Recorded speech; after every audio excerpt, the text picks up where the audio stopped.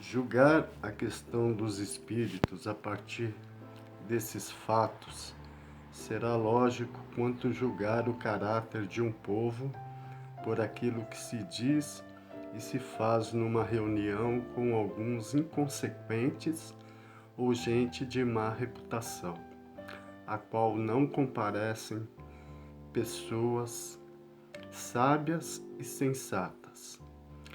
Aqueles que assim julgam a questão espírita estão na mesma situação de um estrangeiro que, ao chegar no pior subúrbio de uma grande capital, julga inicialmente todos os habitantes pela linguagem e pelos hábitos desse bairro ínfimo. No mundo dos espíritos também há uma sociedade boa e uma má.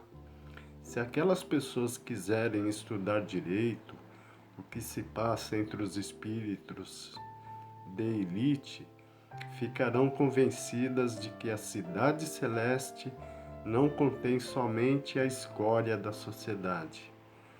No entanto, dizem elas, os espíritos de elite vêm até nós?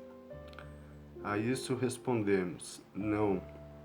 Vos limiteis ao subúrbio. Vede e observai, então julgareis. Os fatos apresentam-se para todos, a menos que a essas pessoas possam ser aplicadas estas palavras de Jesus. Eles têm olhos e não veem, têm ouvidos e não ouvem. Uma variante dessa opinião consiste em ver nas comunicações espirituais e em todos os fatos materiais causados por elas apenas a intervenção de um poder diabólico, novo Proteu, que se revestiria de todas as formas para melhor nos enganar. Não acreditamos que essa opinião mereça um exame sério. Por isso, não nos deteremos nessa questão. Ela se encontra refutada pelo que acabamos de dizer. Acrescentaremos apenas que, se assim fosse, haveríamos de convir que o diabo é, às vezes, bem esperto, sensato e, sobretudo, dotado de muita moral, ou então que também existem diabos bons. Como acreditar de fato que Deus permita somente aos espíritos do mal se manifestarem para a nossa perdição, sem nos dar por contrapeso os conselhos dos bons espíritos? Se Deus não pode fazê-lo, não é onipotente. Se Ele pode fazê-lo e não o faz, isso é incompatível com a sua bondade. Ambas as suposições seriam blasfêmias. Nota que admitir a comunicação dos espíritos maus significa reconhecer o princípio das manifestações. Ora, a partir do momento que estas existem, só pode ser com permissão de Deus. E como acreditar sem piedade que Ele só permite o mal, excluindo o bem? Uma doutrina assim é contrária a mais simples noções do bom senso e da religião. 11. Uma coisa estranha, acrescentam, é que se fala apenas dos espíritos de personalidades conhecidas. Questionam por que razão somente estes se manifestam. Aí está um erro que, como muitos outros, resulta numa observação superficial. Entre os espíritos que se manifestam espontaneamente, há bem maior o número de desconhecidos que de ilustres. Eles se designam por um nome qualquer e muitas vezes alegórico ou característico, Quanto àqueles que são evocados, a menos que seja um parente ou um amigo, é bem natural dirigir-se preferencialmente aos conhecidos. Os nomes de personalidades ilustres impressionam mais e por isso mesmo são mais notados. Acha-se igualmente estranho que os espíritos de homens eminentes atendam familiarmente ao nosso chamado, ocupando-se às vezes de coisas insignificantes se comparadas às que realizaram durante sua vida. Não há nada de espantoso nisso.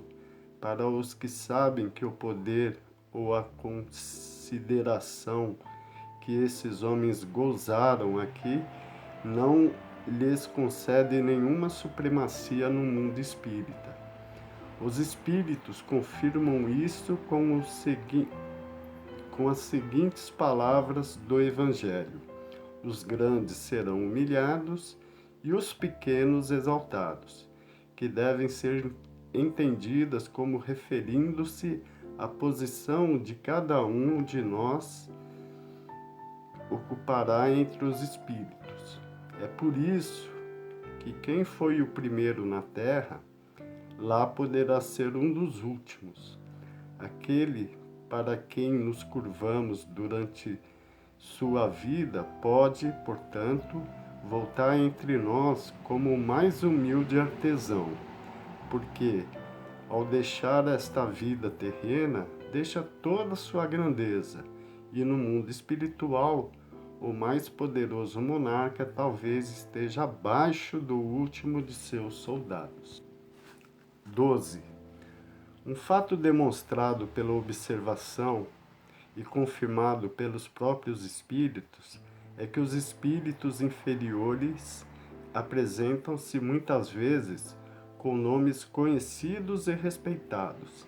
Então, quem pode nos garantir que aqueles que dizem ter sido, por exemplo, Sócrates, Júlio César, Carlos Magno, Fenelon, Napoleão, Washington e etc., tenham realmente animado essas personagens? Essa dúvida existe entre alguns adeptos bastante fervorosos da doutrina espírita. Eles admitem a intervenção e a manifestação dos espíritos, mas se perguntam que controle pode ter sobre sua identidade. Esse controle é, de fato, bastante difícil de se estabelecer. Se ele não pode ser obtido de maneira tão autêntica quanto seria um registro civil, pode-se, ao menos, obtê-la por presunção, seguindo alguns indícios. Quando se manifesta o espírito de alguém que nos é pessoalmente conhecido, um parente ou um amigo, por exemplo, principalmente se ele morreu há pouco tempo, acontece geralmente de sua linguagem corresponder perfeitamente ao caráter que conhecíamos. Isso já é um indício de identidade. Mas a dúvida termina quando esse espírito fala de coisas privadas ou relembra circunstâncias da família que apenas o interlocutor conhece. Um filho certamente não se enganará quanto à linguagem de seus pais, nem os pais quanto à linguagem do filho. Nesses tipos de evocações íntimas, acontecem, algumas vezes, coisas surpreendentes, cuja natureza convenceria até o mais incrédulo dos homens. O cético mais convicto fica, muitas vezes, aterrorizado com as revelações inesperadas que lhe são feitas. Uma outra circunstância muito característica serve de indício à identificação.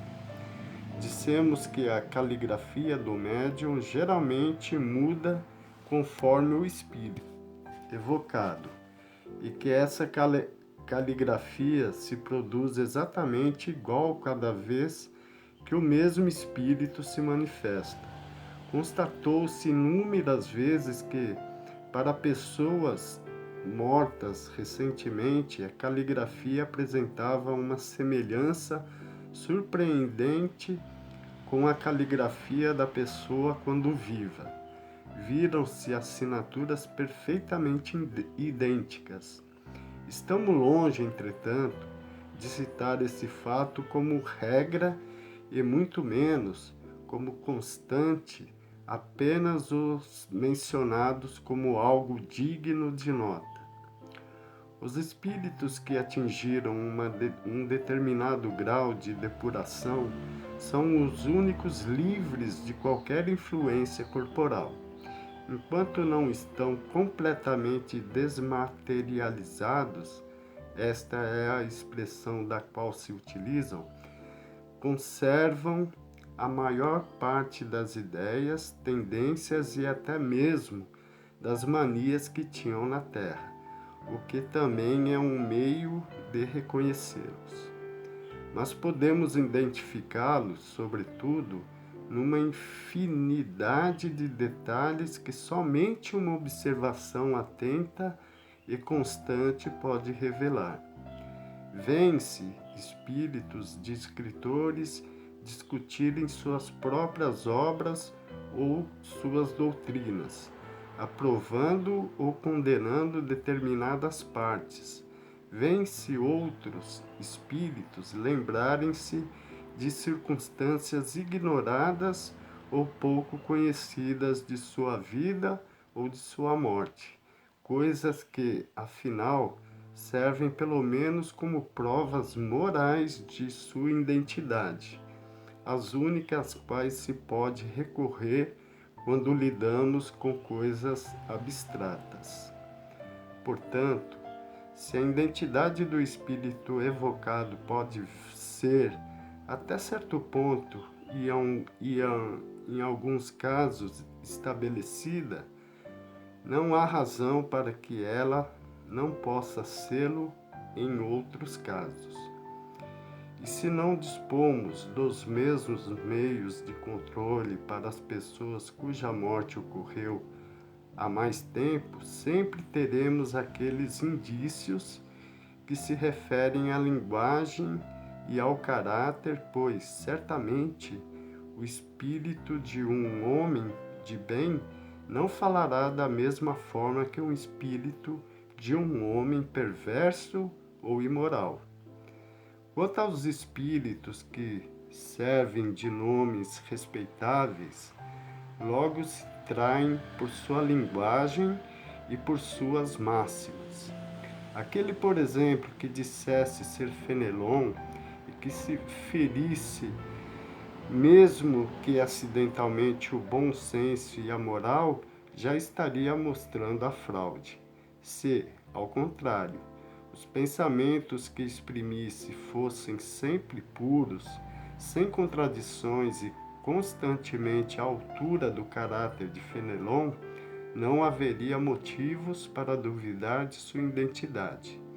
Do contrário, seria necessário supor que um espírito que só prega o bem pode valer-se conscientemente da mentira, e isso sem utilidade alguma. A experiência nos ensina que os espíritos do mesmo nível, do mesmo caráter e animados pelos mesmos sentimentos reúnem-se em grupos e em famílias. Ora, o número de espíritos é incalculável e estamos longe de conhecer todos eles. A maior parte deles nem tem nomes para nós.